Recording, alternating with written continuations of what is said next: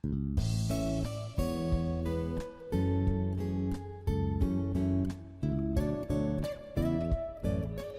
सुबह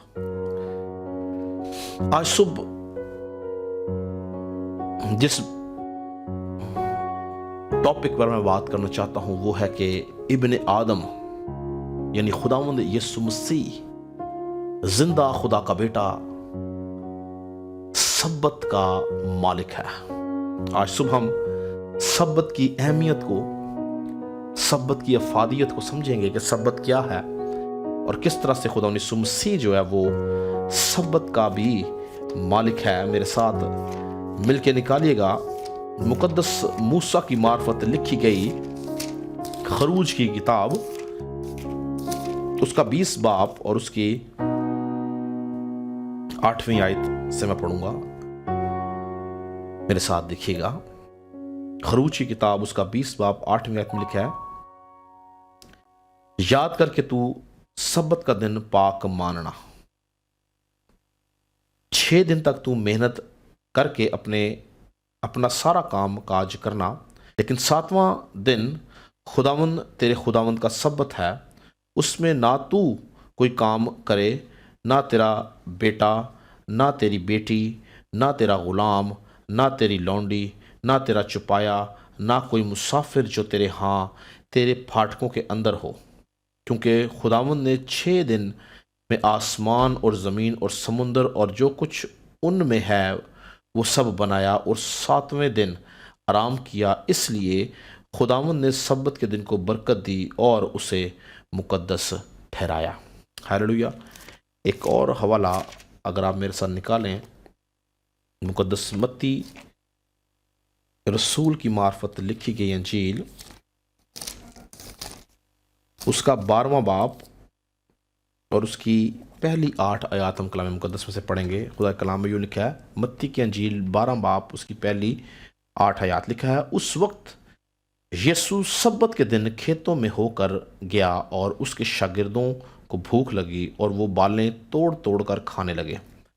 फरीसियों ने देखकर उससे कहा कि देख, तेरे शागिर्द वो काम करते हैं जो सब्बत के दिन करना रवा नहीं। उसने उनसे कहा, क्या तुमने ये नहीं पढ़ा कि जब दाऊद और उसके साथी भूखे थे तो उसने क्या किया? वो क्यों कर खुदा के घर में गया और नज़र की रोटियां खाईं, जिनको खाना ना उसको रवा था ना उसके साथियों को, मगर सिर्फ काहिनों को। या तुमने तौरात में नहीं पढ़ा कि काइन सब्बत के दिन हैकल में सब्बत की बेहुरमती करते हैं और बेकसूर रहते हैं? मैं तुमसे सच कहता हूं, यहां वो है जो हैकल से भी बड़ा है। लेकिन अगर तुम इसके मायने जानते कि मैं कुर्बानी नहीं बल्कि रहम पसंद करता हूं, तो बेकसूरों को कसूरवार ना ठहराते, क्योंकि इब्ने आदम सब्बत का मालिक है। तो यहां पर खुदा यीशु मसीह क्या कहता है? क्योंकि इब्ने आदम सब्बत का मालिक है। तो आज सुबह हम देखेंगे कि सब्बत क्या है और किस तरह से इब्ने आदम यानी खुदा यीशु मसीह जो है वो सब्बत का मालिक है। लफ्ज सब्बत जो है, जिसको इंग्लिश के अंदर सबात कहते हैं, यूनानी जुबान के लफ्ज सबाटॉन यानी सबातून से निकला है, जिसके मायने हैं रेस्ट यानी आराम। और इसी लफ्ज सब्बत के जो इब्रानी के अंदर मायने दरियात किए जाते हैं वो है टू सीज यानी रोक देना, रुक जाना। और इसका आगाज कहाँ से हुआ? अगर हम कलाम मुकद्दस का मुताला करें तो पैदाइश की किताब के अंदर हम देखते हैं कि जब खुदा ने 6 दिन के अंदर पूरी दुनिया को, पूरी कायनात को बनाया, तो वहां पर लिखा है कि उसने 7वें दिन के अंदर आराम किया। और ये जो 7वां दिन था ये सब्बत का दिन कहलाया, ये सब्बत का दिन ठहरा यानी आराम का दिन ठहरा। और कायनात को तख्लीक करने के साथ साथ यानी 6 दिन के बाद 7वां दिन जो था वो सब्बत का था, यानी कायनात की हर चीज़ को तख्लीक करने के साथ साथ सब्बत को भी बनाया गया, सब्बत को भी तख्लीक किया गया। अगर आप पैदाइश की किताब उसका दूसरे बाब की अगर आप मेरे साथ निकालें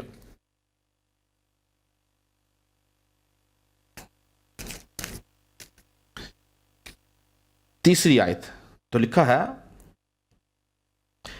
और खुदा ने 7वें दिन को बरकत दी और उसे मुकद्दस ठहराया, क्योंकि उसमें खुदा सारी कायनात से जिसे उसने पैदा किया और बनाया फारिग हुआ।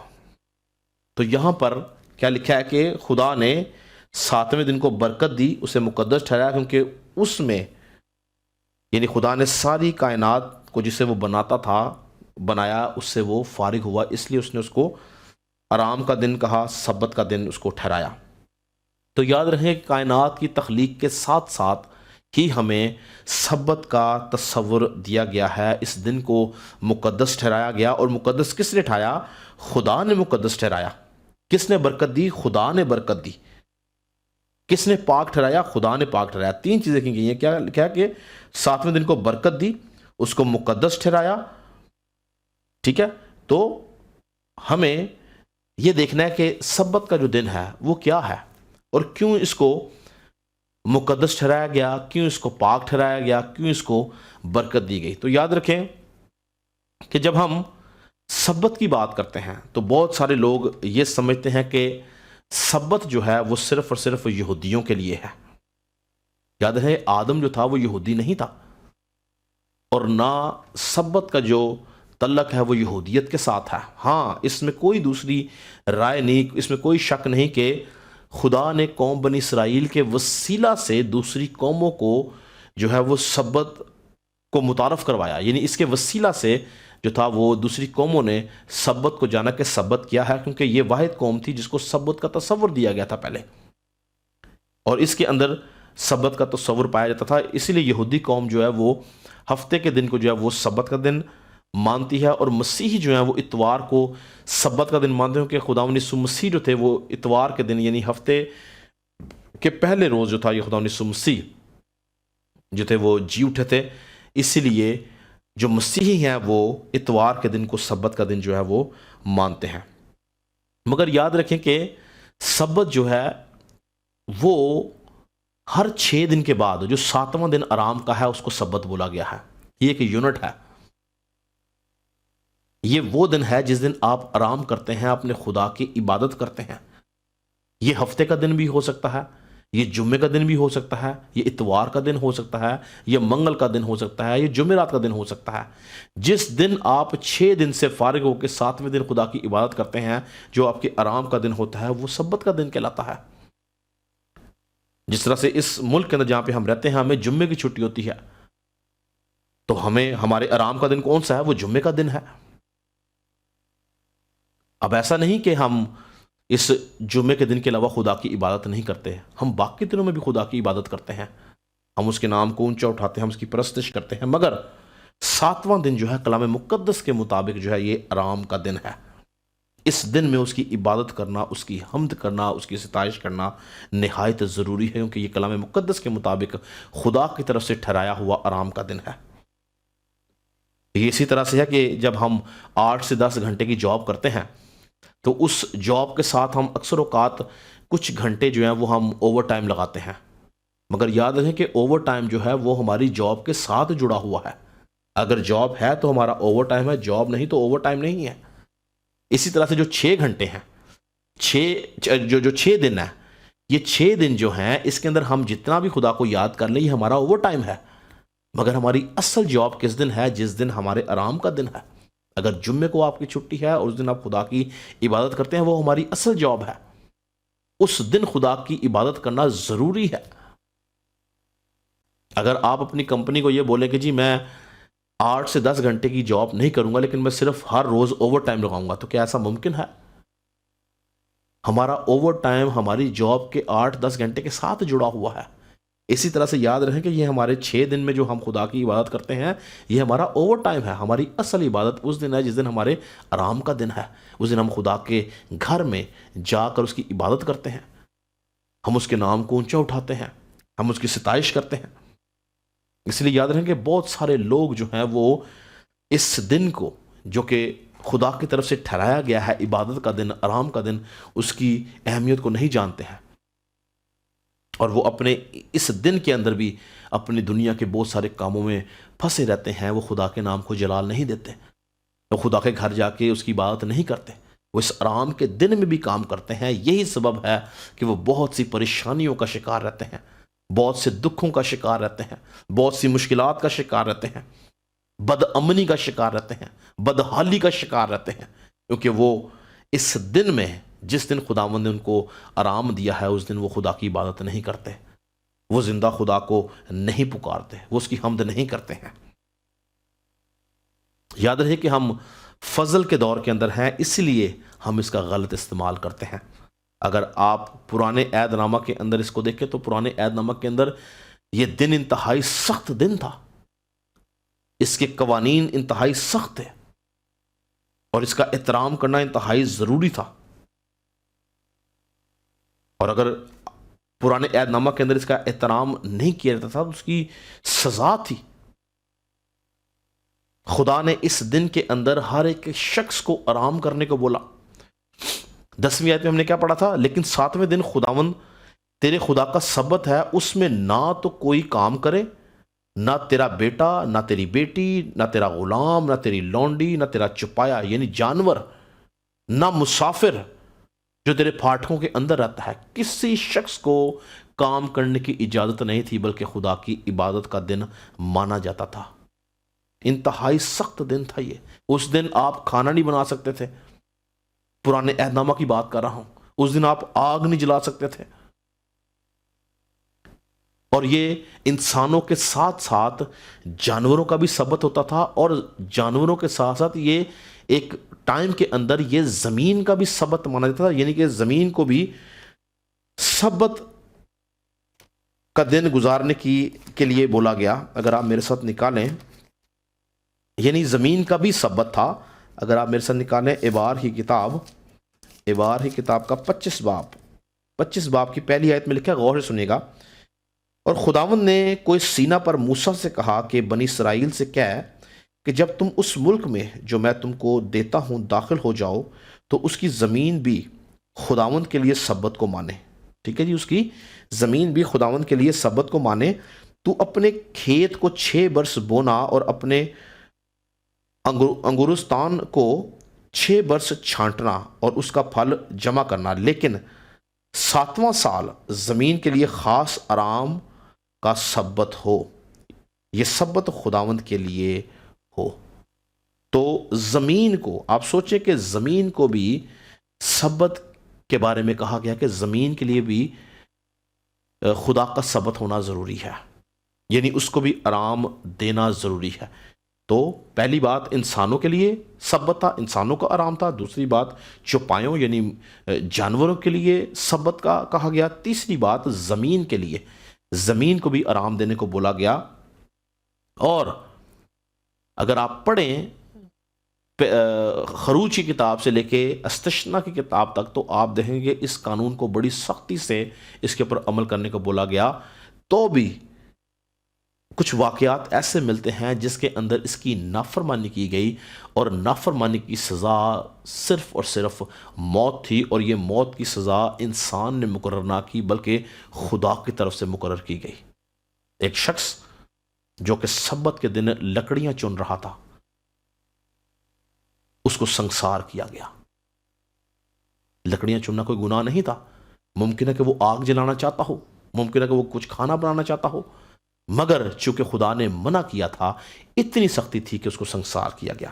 میرے ساتھ اگر آپ نکالیں گنتی کی کتاب، میں آپ کو جو بات بتانا چاہ رہا ہوں وہ یہ ہے کہ آپ دیکھیں کہ پرانے عہد نامہ کے اندر کس حد تک اس دن کی سختی تھی کہ اس دن میں آرام کرنا انتہائی ضروری ہے۔ اگر آپ گنتی کی کتاب اس کا 15 باب کی اگر آپ میرے ساتھ پڑھیں 32 آیت سے، میں پڑھوں گا، غور سے سنیں گا۔ لکھا ہے، اور جب بنی اسرائیل بیابان میں رہتے تھے ان دنوں ایک آدمی ان کو سبت کے دن لکڑیاں جمع کرتا ہوا ملا، اور جن کو وہ لکڑیاں جمع کرتا ہوا ملا وہ اسے موسیٰ اور ہارون اور ساری جماعت کے پاس لے گئے۔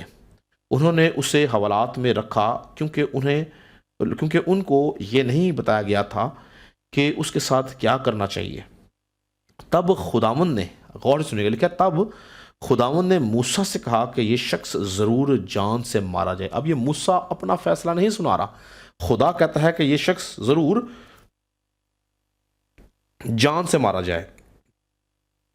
ساری جماعت لشکرگاہ کے باہر اسے سنسار کرے۔ چنانچہ جیسا خداوند نے موسیٰ کو حکم دیا اس کے مطابق ساری جماعت نے اسے لشکرگاہ کے باہر لے جا کر سنسار کیا اور وہ مر گیا۔ تو یہاں پر اتنا سخت قانون ہمیں پرانے عہد نامہ کے اندر نظر آتا ہے کہ ایک شخص لکڑیاں صرف چن رہا ہے اور اس نے خدا کے کلام کے خلاف گیا اور خدا کہتا ہے اس کو سنسار کیا جائے، یہ جان سے مارا جائے۔ مگر ایسا نہیں کہ صرف اس کی نافرمانی کی سزا تھی، ہاں اگر اس کی فرما برداری کی جاتی تھی تو اس کا اجر بھی تھا۔ اور اس کا اجر کیا تھا؟ اگر آپ میرے ساتھ جلدی سے نکالیں یسایہ نبی کا صحیفہ اور اس کا 58 باب اور اس کی 13 آیت، یسایہ 58 58 اور اس کی 13 آیت میں لکھا ہے، اگر تو سبت کے روز اپنا پاؤں روک رکھے اور میرے مقدس دن میں اپنی خوشی کا طالب نہ ہو اور سبت کو راحت اور خداوند کا مقدس اور معظم کہے اور اس کی تعظیم کرے، اپنا کاروبار نہ کرے اور اپنی خوشی اور بے فائدہ باتوں سے دستبردار رہے، تب تو خداوند میں مسرور ہوگا اور میں تجھے دنیا کی بلندیوں پر لے چلوں گا اور میں تجھے تیرے باپ یعقوب کی میراث سے کھلاؤں گا، کیونکہ خداوند ہی کے منہ سے یہ اشارہ ہوا ہے۔ تو یہاں پر جہاں پر ہمیں ایک کڑی سزا دکھائی گئی ہے سبت کی نافرمانی کے اوپر، وہاں پر ہمیں اس کی فرما برداری کا اجر بھی بتایا گیا ہے کہ کیا لکھا ہے کہ تب تو خداوند میں مسرور ہوگا اور میں تجھے دنیا کی بلندیوں پر لے جاؤں گا اور تجھے تیرے باپ یعقوب کی میراث سے کھلاؤں گا۔ تو یہاں پر خدا کہتا کیا ہے کہ اگر کوئی شخص اس کے آرام کے دن میں آرام کرے گا اور اس کی عبادت کرے گا تو اس کو وہ بلندیوں پر لے کے جائے گا، یہ اس کا اجر ہے۔ مگر افسوس کی بات کہ قوم بنی اسرائیل جو تھی وہ اس معاملے میں بہت کمزور رہی، اس نے سبت کا احترام نہ کیا اور خدا کے سبتوں کو رد کرتی رہی، اس کی حقارت کرتی رہی، اس کو ناچیز جانتی رہی اور اس کی بے حرمتی کرتی رہی۔ جتنے نبی آئے وہ اپنی باقی تمام باتوں کے ساتھ ساتھ وہ سبت کی تعلیم دیتے آئے کہ ہمیں سبت کو پاک ماننا ہے، جو کہ موسیٰ کی معرفت خدا نے شریعت کے اندر بولا گیا، جو 10 احکامات کا حصہ تھا کہ تو سبت کے دن کو پاک مانا، جو ہمارا مرکزی حوالہ تھا۔ تو بھی ان نبیوں کی باتوں کو مسترد کر دیا گیا، نہ سنا گیا، اور قوم بنی اسرائیل جو تھی وہ خدا کے کلام سے منحرف رہی اور نافرمانی کا شکار رہی، اور پھر بھی یعنی موسیٰ سے خدا نے سمستی تک 2000 سال کا جو عرصہ بنتا ہے خدا برداشت کرتا رہا، ان کو بہت سے مواقع دیتا رہا کہ یہ خدا کے کلام کے مطابق زندگی گزاریں، مگر قوم بنی اسرائیل اس معاملے میں فیل ہوتی گئی اور سبت کو نہ ماننے کی وجہ سے قوم بنی اسرائیل جو تھی وہ رد کر دی گئی، یہودی قوم جو تھی وہ رد کر دی گئی۔ یاد رکھیں کہ روئے زمین کے اوپر ایک ہی قوم تھی جس کو سبت کا آرام کی برکت سے نوازا گیا تھا، یعنی بنی اسرائیل قوم ایسی قوم تھی جس کو سبت کا آرام دیا گیا تھا، یعنی سبت کا دن اس کو دیا گیا، یہ برکت صرف اسی قوم کے پاس تھی، تو بھی اس نے اس کو ناچیز جانا اور اس معاملے کے اندر کمزور رہی اور خدا کے حضور اس معاملے میں یہ رد کر دی گئی۔ اگر آپ میرے ساتھ دیکھیں عبرانیوں کا خط، اس کا 3 باب اور اس کی 3 باب کی 16 آیت میں لکھا ہے، کن لوگوں نے آواز سن کر غصہ دلایا؟ کیا ان سب نے نہیں جو موسیٰ کے وسیلہ سے مصر سے نکلے تھے؟ اور وہ کن لوگوں سے 40 برس تک ناراض رہا؟ کیا ان سے نہیں جنہوں نے گناہ کیا اور ان کی لاشیں بیابان میں پڑی رہیں؟ اور کن کی بابت اس نے قسم کھائی کہ وہ میرے آرام میں داخل نہ ہوں گے؟ اب یہ آرام کی جو بات ہو رہی ہے سبت کی بات ہو رہی ہے، سبت کے معنی ہی آرام کے ہیں، میرے آرام میں داخل نہ ہونے پائیں گے۔ ان کے جنہوں نے نافرمانی کی. تو یہاں پہ قوم بنی اسرائیل کی بات کرے کہ خدا نے قسم کھا لی کہ یہ میرے آرام میں یعنی میرے سبت کے اندر داخل نہیں ہوں گے. یعنی قوم بنی اسرائیل خدا کے آرام سے کاٹ ڈالی گئی اپنی نافرمانی کے وسیلہ سے. اور پھر ہم دیکھتے ہیں کہ نئے عہد نامہ کے اندر خدا یسوع مسیح کے وسیلہ سے نہ صرف یہودی قوم کو بلکہ پوری دنیا کو، پوری نسل انسانی کو، تمام قوموں کو، تمام امتوں کو ایک بار پھر سے سبت کی خوشخبری سنائی گئی. مسیح خداوند کو اس دنیا کا نجات دہندہ ہونے کے ساتھ ساتھ اس دنیا کا سبت بنا کر بھیجا. نئے عہد نامہ کے اندر ایماندار خدا یسوع مسیح کے وسیلہ سے آرام میں داخل ہوتے ہیں. پرانے عہد نامہ کے اندر موجود سبت کی جو سختیاں تھیں ان کو توڑ دیا گیا اور یسوع مسیح کے وسیلہ سے ایمانداروں کو سبت میں داخل کیا گیا. یاد رکھیں کہ میرا اور آپ کا سبت خداوند یسوع مسیح ہے. ہم اس کے وسیلہ سے آرام میں داخل ہوتے ہیں. ہم نے سبت کے معنی کیا دیکھے تھے؟ آرام کے. واحد خداوند یسوع مسیح ہے جس نے بولا کہ اے محنت اٹھانے والوں اور بوجھ سے دبے ہوئے لوگوں میرے پاس آؤ، میں تمہیں آرام دوں گا. یعنی ہمارا سبت اور کوئی نہیں بلکہ زندہ خدا کا بیٹا خداوند یسوع مسیح ہے. ہم اس بات کو سمجھنا ہے، اس پہ دھیان لگانا ہے.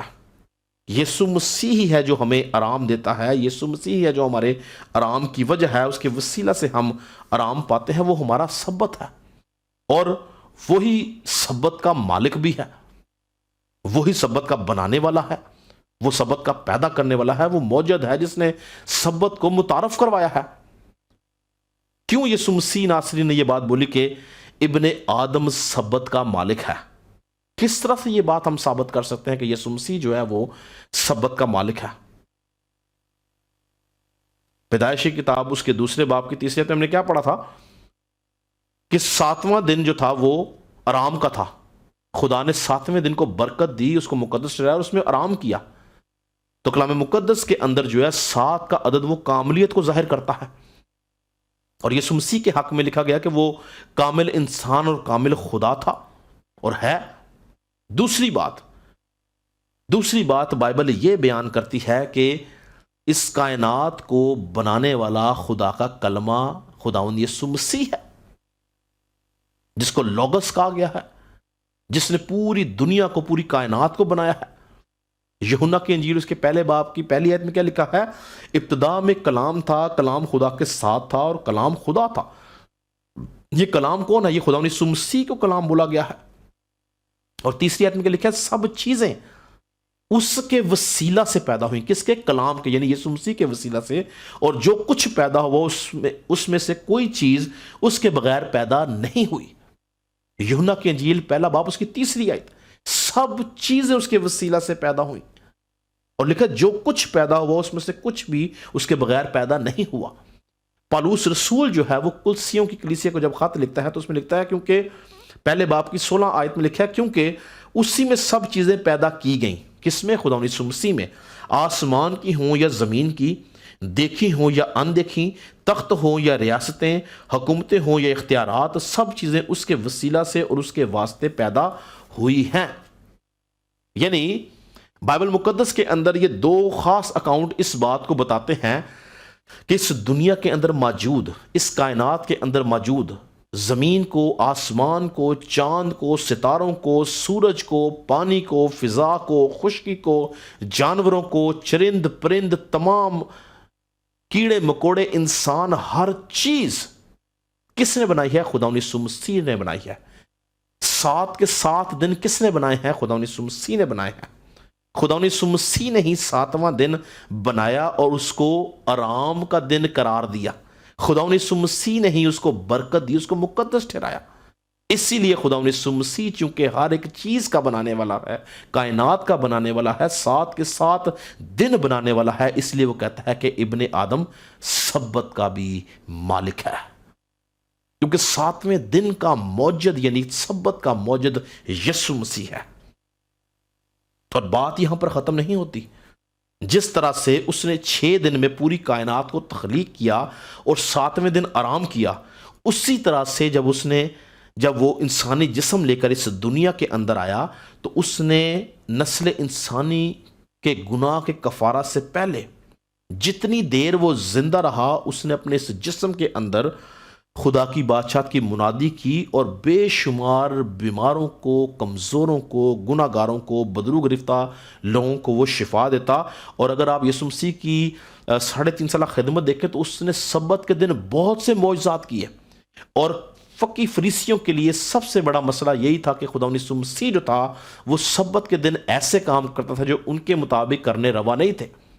اگر آپ دیکھیں تو پترس کی ساس کو سبت کے دن شفا دی گئی، جنم کے اندھے کو سبت کے دن شفا دی گئی، 38 برس سے جو بیمار تھا اس کو سبت کے دن نجات دی گئی، کبڑی عورت کو سبت کے دن نجات دی گئی، ایک شخص جو کہ بدرو گرفتہ تھا اس کو سبت کے دن نجات دی گئی، اور بہت سارے واقعات ہمیں نظر آتے ہیں جس میں خدا یسوع مسیح سبت کے دن معجزہ کرتا تھا۔ اور فقی فریسی ہمیشہ کہتے تھے کہ یہ کام کرنا سبت کو روا نہیں۔ اور جو ہم مرکزی حوالہ پڑھ رہے تھے اس کے اندر بھی جب شاگرد بالیں توڑتے ہیں تو فریسی کیا کہتے ہیں کہ تیرے شاگرد جو کام کرتے ہیں وہ سبت والے دن کرنے کو نہیں ہے، مگر یسوع مسیح کیا کہتا ہے کہ ابن آدم سبت کا بھی مالک ہے۔ یاد رکھیں سبت کا بنانے والا وہی ہے، اور جس طرح سے اس نے کائنات کو تخلیق کرنے کے بعد 7ویں دن میں آرام کیا، اسی طرح سے جب وہ انسانی جسم میں آیا سبت کے دن اس نے بے شمار معجزات کیے اپنی زمینی خدمت کے دوران، اور جب وہ میرے اور آپ کے گناہوں کا کفارہ دے کے صلیب پر چڑھا، اس نے ہمارا کفارہ دے دیا، تو وہ قبر کے اندر جب گیا تو قبر کے اندر جتنے دن وہ رہا اس میں ایک دن سبت کا بھی تھا، یعنی اس کی جسم نے، اس کے بدن نے، اس کی لاش نے سبت کے دن آرام کیا۔ اور پالوس رسول جو ہے وہ جو متی رسول جو ہے وہ اس بات کی تصدیق کرتا ہے کہ خدا یسوع مسیح جو ہے وہ سبت کے دن جو ہے وہ قبر میں رہا اور سبت کے بعد وہ مردوں میں سے جی اٹھا ہے۔ اگر آپ میرے ساتھ نکالیں متی کی انجیل کا 28 باب اور اس کی پہلی آیت میں لکھا ہے، اور سبت کے بعد، متی کی انجیل اس کا 28 باب پہلی آیت میں لکھا ہے، اور سبت کے بعد ہفتے کے پہلے دن پو پڑتے وقت مریم مگدلینی اور دوسری مریم قبر کو دیکھنے آئے۔ تو اس کا مطلب ہے کہ سبت کے دن خدا یسوع مسیح کے بدن نے، اس کے جسم نے آرام کیا، اور سبت کے اگلے دن کیا لکھا ہے، سبت کے بعد ہفتے کے پہلے دن، تو جیسی سبت ختم ہوا اس کا آرام ختم ہوا اور وہ مردوں میں سے جی اٹھا۔ اس کے بدن نے سبت کے دن آرام کیا، اور پالوس رسول جو ہے وہ اس بات کی تصدیق کرتا ہے کہ خدا یسوع مسیح نے اپنے سارے کام جو اس کو کرنے کے لیے بھیجا گیا تھا وہ کرنے کے بعد اس نے اپنے جسم کے اندر سبت کا آرام پایا۔ اگر آپ میرے ساتھ دیکھیں عبرانیوں کا خط اس کی چوتھا باب، عبرانیوں 4 باب اور اس کی میں چوتھی آیت سے پڑھوں گا، غور سے سنیں گا۔ لکھا ہے، چنانچہ اس نے 7ویں دن کی بابت، یہ کون کہہ رہا ہے؟ پالوس رسول، عبرانیوں خط میں، چنانچہ اس نے 7ویں دن کی بابت کسی موقع پر اس طرح کہا ہے کہ خدا نے اپنے سب کاموں کو پورا کر کے 7ویں دن آرام کیا، اور پھر اس مقام پر ہے کہ وہ میرے آرام میں داخل نہ ہونے پائے گا۔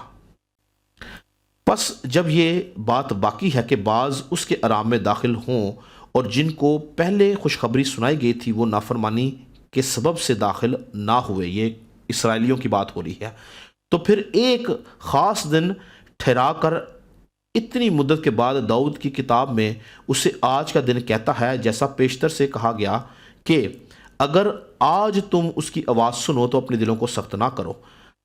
اور اگر یشوع نے انہیں آرام میں داخل کیا ہوتا تو وہ اس کے بعد دوسرے دن کا ذکر نہ کرتا۔ پس خدا کی امت کے لیے سبت کا آرام باقی ہے۔ اب یہ خدا کی امت کس کو بولا گیا ہے؟ مجھے اور آپ کو۔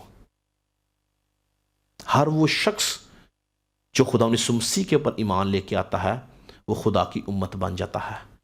گو قوم بنی اسرائیل ابھی خدا یسوع مسیح کے اوپر ایمان نہیں رکھتی، وہ خدا کی امت ہے، خدا کی قوم ہے، اس کو چنا گیا ہے، مگر وہ اس وقت تک بادشاہت میں داخل نہیں ہوں گے جب تک وہ یسوع مسیح کے اوپر ایمان نہیں لائیں گے۔ لیکن یہ بات جو ہے یہ ہماری ہے۔ بس خدا کی امت کے لیے سبت کا آرام باقی ہے، کیونکہ جو اس کے آرام میں داخل ہوا اس نے بھی خدا کی طرف سے اپنے کاموں کو پورا کر کے آرام کیا۔ اب یہ کس کا ذکر ہے؟ خدا یسوع مسیح کی بات ہو رہی ہے. دوبارہ پڑھوں گا، سنیے. لکھا کیونکہ جو اس کے آرام میں داخل ہوا. کون داخل ہوا تھا؟ خدا کے آرام میں یسوع مسیح داخل ہوا. اس نے بھی، یعنی یسوع مسیح نے بھی خدا کی طرح اپنے کاموں کو پورا کر کے آرام کیا. تو خدا یسوع مسیح کو کیا کام دیا گیا تھا زمین کے اوپر؟ کہ وہ بوجھ سے دبے ہوئے تھکے ماندے لوگوں کو آرام بخشے، گناہگار شخص کا کفارہ دے. لکھا کہ وہ اپنے سارے کاموں کو کر کے خدا کے آرام میں داخل ہوا. یعنی یسوع مسیح نے جب اپنی جان کا نذرانہ دے دیا، جب اس نے اپنی جان کا کفارہ دے دیا میرے اور آپ کے گناہوں کی خاطر، تو سبت کے دن اس کے بدن نے، اس کے جسم نے، اس کی لاش نے قبر کے اندر آرام پایا، اور سبت کے فوراً بعد وہ دوبارہ مردوں میں سے جی اٹھا. اور جب وہ مردوں میں سے جی اٹھا تو آج میرے اور آپ کے پاس پریویلیج کیا ہے؟ کہ سبت کا مالک میرا اور آپ کا نجات دہندہ ہے. وہ ہمارا سبت ہے. ہمارے لیے پرانے عہد نامہ کی طرح کے قوانین نہیں ہیں، ہمارے لیے وہ سختیاں نہیں ہیں.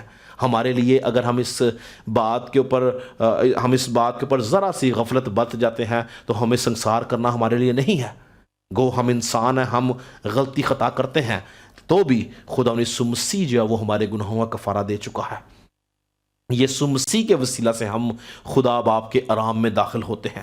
یسوع مسیح کے وسیلہ سے ہم اس سبت کے اندر داخل ہوتے ہیں کہ وہ ہمارا سبت ہے. آج ہم سبت کے دن، جو ہمارے آرام کے دن، ہم کھاتے پیتے، آگ جلاتے ہیں، ہم کچھ بھی کام کر سکتے ہیں جو کہ پرانے عہد نامہ میں نہیں تھا، اجازت نہیں دی گئی تھی. زمین کا سبت تھا، جانوروں کا سبت تھا، انسانوں کا سبت تھا. آج خدا یسوع مسیح کے وسیلہ سے وہ ساری سختیاں توڑ دی گئی ہیں. ہمیں ایمان رکھنا ہے کہ خدا یسوع مسیح ہمارا سبت ہے، وہ ہمارا آرام ہے، وہ ہمارا نجات دہندہ ہے. ہم اس کے وسیلہ سے خدا کے آرام میں داخل ہوتے ہیں. اگر آپ خدا یسوع مسیح کے اوپر ایمان رکھتے ہیں تو یاد رکھیں کہ خدا یسوع مسیح نے آپ کا بوجھ اٹھا لیا ہے، آپ کی مشقتیں اس نے اٹھا لی ہیں، آپ کے غموں کو اس نے اٹھا لیا ہے، آپ کی بیماریاں اس نے اپنے اوپر لے لی ہیں، آپ کی لعنتوں کو اس نے اپنے اوپر لے لیا ہے. اور ان تمام چیزوں کو اپنے اوپر لینے کے سبب سے اس نے ہمیں دیا کیا ہے؟ اپنا آرام دیا ہے، سبت کے اندر داخل کیا ہے.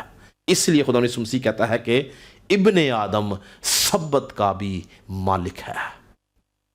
یعنی واحد خدا یسوع مسیح ہے جو سبت کا مالک ہے. اگر آپ آج نجات یافتہ ہیں تو یاد رکھیں کہ آپ کا سبت یسوع مسیح ہے، وہ آپ کو آرام دینے والا ہے. اگر آپ نجات یافتہ نہیں ہیں تو ابھی تک آپ گناہ اور موت کے رستے پہ چل رہے ہیں. وقت ہے کہ آپ خدا یسوع مسیح کو قبول کریں تاکہ آپ اس کے وسیلہ سے آرام کے اندر داخل ہو سکیں. پریز گاڈ. میں آپ سب کے لیے دعا کرنا چاہتا ہوں. خدا ہمارے آسمانی باپ، ہم تیری شکرگزاری کرتے ہیں. ہم اس بات پر ایمان رکھتے ہیں کہ خدا یسوع مسیح کے وسیلہ سے ہمیں یہ بڑی نجات دی گئی ہے. ہمیں تیرے آرام میں داخل کیا گیا ہے، ہم پر رحم کیا گیا ہے، ہم پر ترس کیا گیا ہے، ہمیں دکھوں سے چھڑایا گیا ہے، ہمیں بیماریوں سے چھڑایا گیا ہے، ہمیں لعنتوں سے چھڑایا گیا ہے. اگر یسوع مسیح ہمارا کفارہ بن کر نہ آتا تو ہم تیرے آرام میں داخل نہ ہو سکتے. یسوع مسیح کے وسیلہ سے ہم تیرے آرام میں داخل ہوتے ہیں.